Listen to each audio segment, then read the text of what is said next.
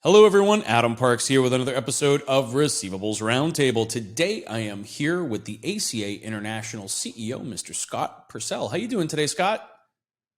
Doing great, Adam. Thanks for having me. Absolutely. I know that you are a well-known figure around the industry, obviously leading the charge for ACA International. But for anyone who has not had the pleasure that I've had to meet you in person, can you tell everybody a little bit about yourself and how you got to the seat that you're in today? Adam, thanks so much. And it's a pleasure to be able to share that.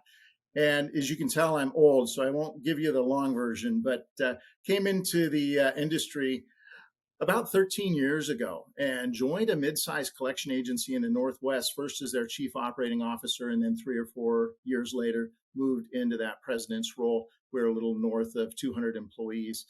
In that agency, we served healthcare, utilities, and government clients primarily. So they've lived on, the other side of the desk, if you will, a very robust life in collections and enjoyed it tremendously.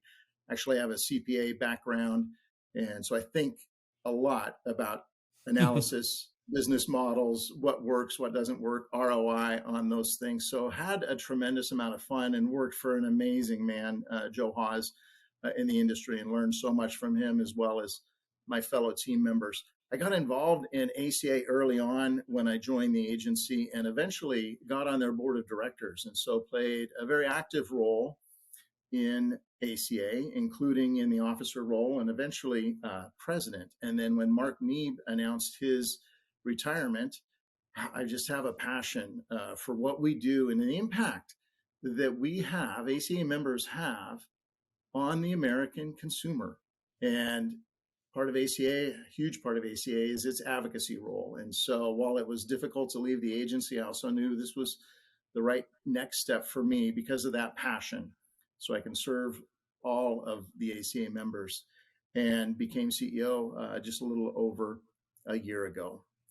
I do want to make a point, Adam, that advocacy, I'll tell any legislator that I can, what we do matters. We return about $90 billion a year back to the creditor clients. That's about $706 for every American family. So we are a part of the fight against inflation, and we do great work. And, people don't always have that idea about collection agencies. But as soon as I say that, the tone changes because they see the value.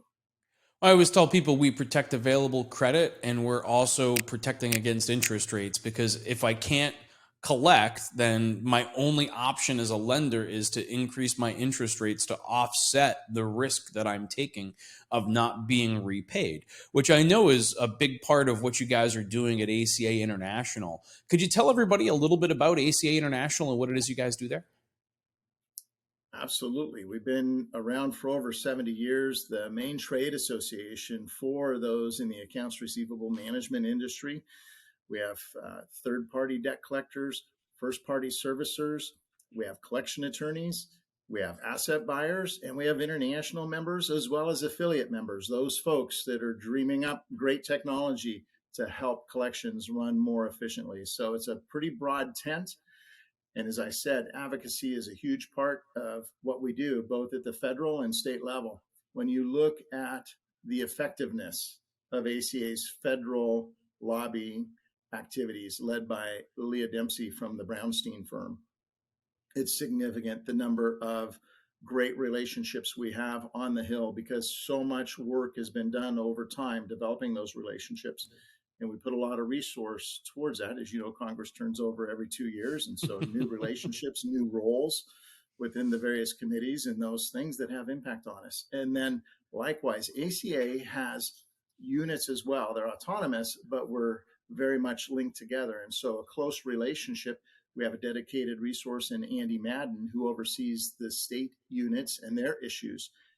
He tracks over 900 state bills every year that impact debt collection or could have an impact on debt collection, and then works so well with those local unit leaders and their lobbyists so that we've got national resources applied at a local level working in sync. And then we work with the other trades as well and coordinate very often, weekly actually, with the NCBA and RMAI in terms of what is that message? Are there risks that need to be covered? And so very proud of the advocacy work. Then on the education side, making sure we've got great credentialing programs. We've got 8 different credentials that members can earn. And credentials are important. It tells your clients that you've amassed a certain amount of knowledge and are proven in that. It proves to yourself, I do have this confidence in the body of knowledge that that credential relates to. It proves to your peers as well, and it proves to legislators as well. I think that's an important part of our paradigm. That credentialing and education, ongoing education, is so important. Lastly, we've got our Industry Advancement Fund. This came about in 2015. And so we're able to block particularly those meritless suits and those novel, if you will, legal theories that come on the table from time to time. Hunstein's a great example. I don't know how novel that was, but it was an issue. And ACA's Industry Advancement Fund is able to get behind some of those fights to make sure everybody's playing by the same rules and in a way that makes sense and really thwart some of the bad ideas that are out there. Well, 2023 is going to be a big year for, I think, the entire industry. And granted, I don't think there's another Reg F coming down the pipe. But between the ballot initiatives and other things that we're starting to see, I think it's going to be a very active year. I know I've already got my tickets for ACA Ignite and the annual conference, which will be in in Chicago. And then I'm also starting to look at, fall forum as well. Anything hot button on the agenda for this year? Absolutely. And so glad you've got your tickets in advance. Appreciate always running into you, Adam. In fact, you're going to be speaking at Ignite, our spring conference, and very grateful for that, including an introductory class on debt buying. And a lot of our members are saying, how can we grow? And that can be one other area that they can grow in themselves, and providing the tools to do that. Bringing everybody together in that third week in March at Ignite, and the website to get all the details, acainternational.org, is important. And I really look at the insight that our members have, because like when I was on the other side of the desk, you're living it every day. You're trying experiments. What works, what doesn't work. And when I look at the quality of speakers at Ignite, that's the one coming up. It's true for the other conferences as well. But I look at that and I'm just amazed. For example, one of the topics I'm really excited to listening to is achieving prosperity in the face of adversity. Mm-hmm. We've got some new paradigms. We have a hard time recruiting. Our teams are smaller now. We've got inflationary measures against us. Everybody does, driving our costs up. We also have other regulation that's driving costs up more than what you would normally expect in a regular business.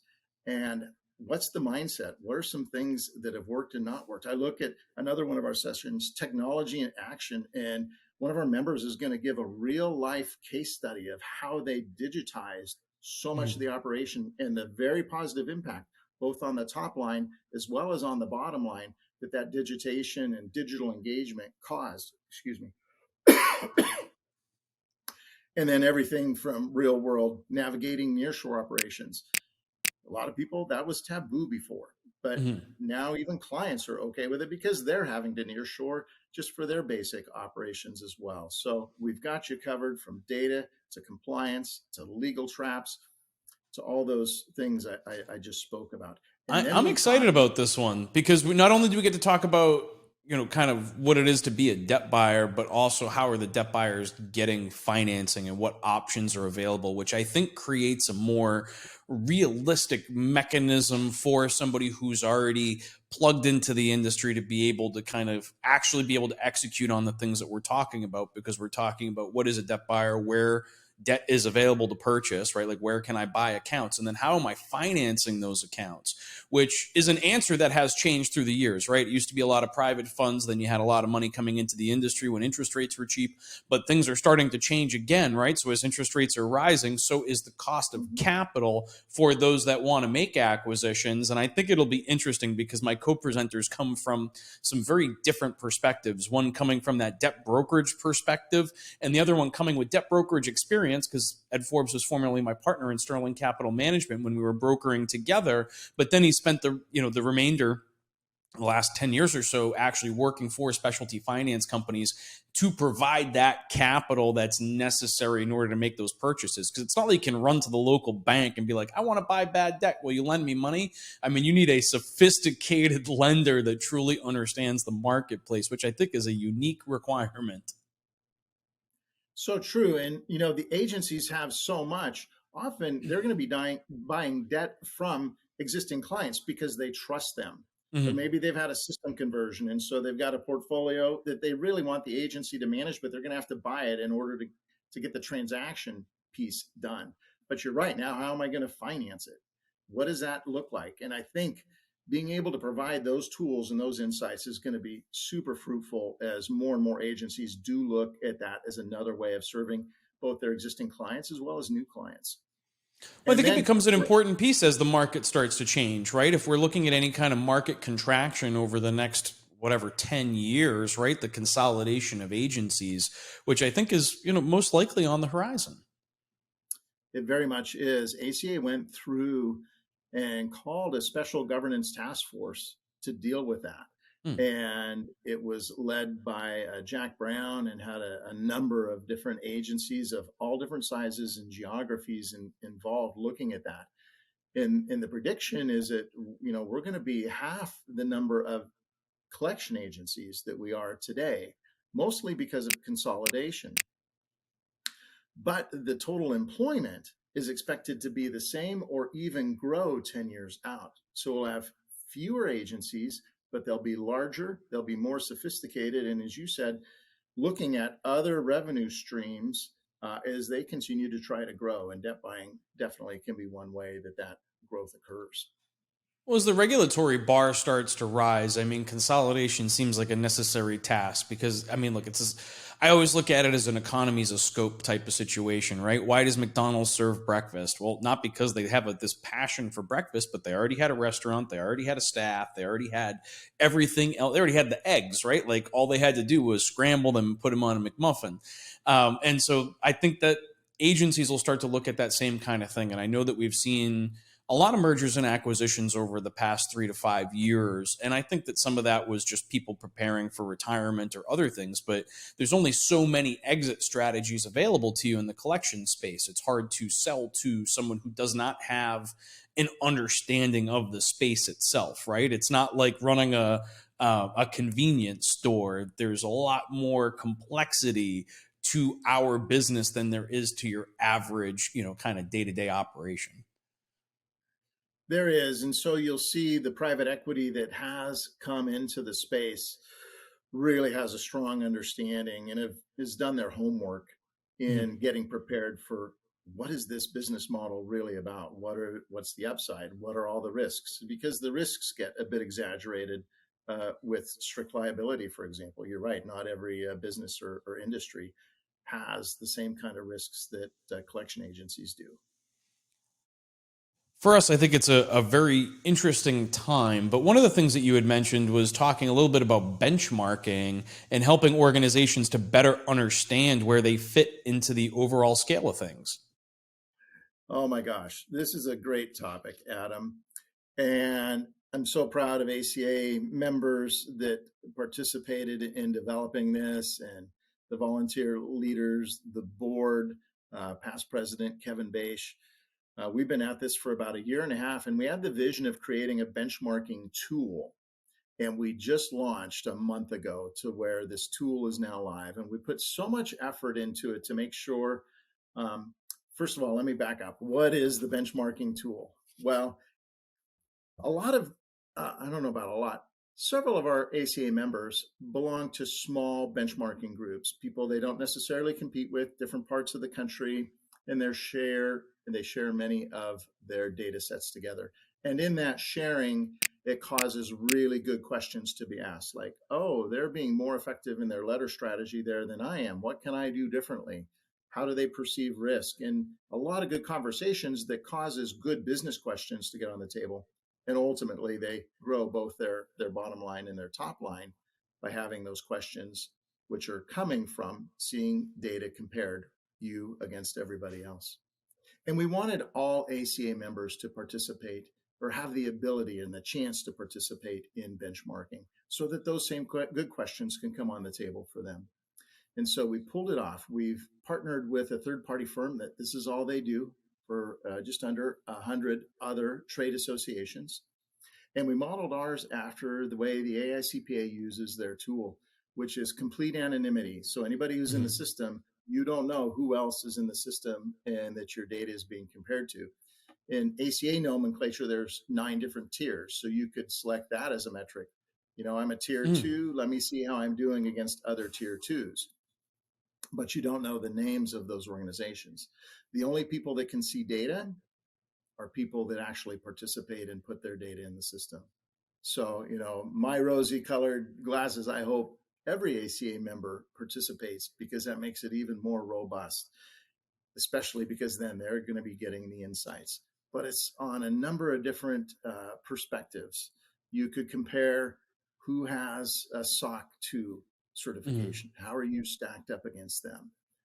How are you if you're a woman-owned or minority-owned agency against others in that same classification? And we build it so the financial metrics are by vertical. So if you're in healthcare, you're going to see those numbers, not just the generic ones. If you serve different government entities, you can see that industry specifically. If you serve utilities or student loans, all of that data. It used to be in the ACA Markets report that we do every 3 or 4 years. It was really tough to do that, Adam. As you know, when you ask for a survey, it's only as good as how many people respond. True. And you would do it infrequently. Here, that data is going to be available every quarter. So talk about fresh data. It'll be right there. And it's all within the FTC rules for compliance to where we're not violating any of those. So, for example, we have to have at least 5 people in your particular genre that you're comparing against in order to disclose. Part of the FTC is we have to age the data 90 days. So all of that data will be at least 1 quarter old before we do comparisons. So full compliance with the FTC's rules there, but really good insight that we think is really going to be a benefit to ACA members. We did it for third party, so that's got its own module. First party servicing has its own.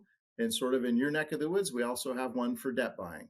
So people that do debt buying can put their financial metrics in there and see how they're doing on a comparative basis. And it compares. You'll see where you are, the 25th percentile, the 50th, the 75th, the 100th, et cetera. So I think it's going to be a tremendous tool. One other way ACA's evolved to better meet the needs of its members to help them succeed. Well, it sounds like you guys are finding new ways to share information and to get everybody working together without necessarily knowing how they're working together. And I know that that methodology works in the space. We did it at ComplyArm, where every time somebody asked us for an update, they had 2 options. They could either pay me for the update, or they could make the update available to everybody, and then we wouldn't charge for it. I don't think anyone ever paid me for an update. So everybody found themselves working together regardless of whether or not they knew who they were working with, because in the end, especially at the beginning of the CFPB era, we were all looking to create best practices, and we were all hoping that everybody else was living by those same best practices so that we were not going to continue to be targeted as an industry, and we're going to be able to defend ourselves through doing things the right way. And I think over time we've all reached that point, and I'm very proud to be part of the receivables management industry at this point in time. I mean, I feel like we've really evolved as an industry, whether it be agencies, debt buyers, law firms. Everybody's kind of evolved based on the challenges that we all faced. And I think in a lot of cases, we all work together to get towards this common resolution of doing things, quote unquote, the right way. And Adam, you talked about what's going on at our conferences. As we go out in time and some of this data and trended data becomes available, ACA will be incorporating benchmarking discussions into our conferences. So people that don't have a benchmark group could come and look at some of the data, get some of those questions on the table. How do people accomplish this level of success that we're seeing in the model? And so people will be able to have community and share those ideas. I was talking about Ignite, and we have a leadership piece called Level Up, which happens the day before Ignite. So it starts at 1 on Tuesday and goes till 4 on Wednesday, and then we kick off Ignite after that. But Level Up, just think about it. I'm from Oregon. I think there's 3 publicly traded companies in Oregon. So you're not getting a lot of leadership development in the ranks, if you will, from the big companies. Everybody's sort of homegrown, so if you don't have your own leadership development methodology for the young leaders that you have in your organization, ACA is partnering in a way to give that resource, provide that resource so you can invest in those young leaders. Because whether you invest in them or not, they are your leaders. Now it's the quality of their leadership and what will they do, if you will, to the rest of the people in the organization. So this is a way of investing in them, which speaks volumes in terms of you care enough about me and my professional goal and progression, as well as you care about the quality of the culture that I'm in part in charge, going to influence and have a big impact on and effect on. And so we created, it used to be the Leadership Symposium, and now it's called Level Up. The one we're doing in the spring is geared towards supervisors and managers. And something you said, Adam, really struck me, and that is that ability to talk to each other, really from a compliance standpoint and from we are a great industry. Yeah, we are, because we're at these events, we're participating, we're learning best practices, we're implementing them, we're taking all that knowledge and insight back to our shops, we're evolving our shops, both on those things that cause improvements to the bottom line and the top line, but also from that compliance perspective, because that is so important. And so events like this allow you to develop relationships that you can count on 5, 10, 15 years down the road, as well as the technical information that you're bringing back and applying to your organization. Well, it sounds like there's a lot of exciting things ready to happen at ACA Ignite. I look forward to seeing you there in just a few short weeks. I think it's going to be a fantastic conference. For those of you that are watching, if you have additional questions that you'd like to ask Scott or myself, you can leave them in the comments here on LinkedIn or YouTube, or we'll be putting some information and some links in the description below so you can get straight to the ACA Ignite website should you like to join us there at Caesars Palace later this month. Scott, until next time, though, thank you so much for coming on and having a chat with me today. I always appreciate your time and our opportunity to have a chat at whatever event we may find ourselves at throughout the year. Adam, it was a pleasure. Thank you for the opportunity, and greetings to everyone that's listening along. Till next time. For those of you that are watching, we'll see you again soon.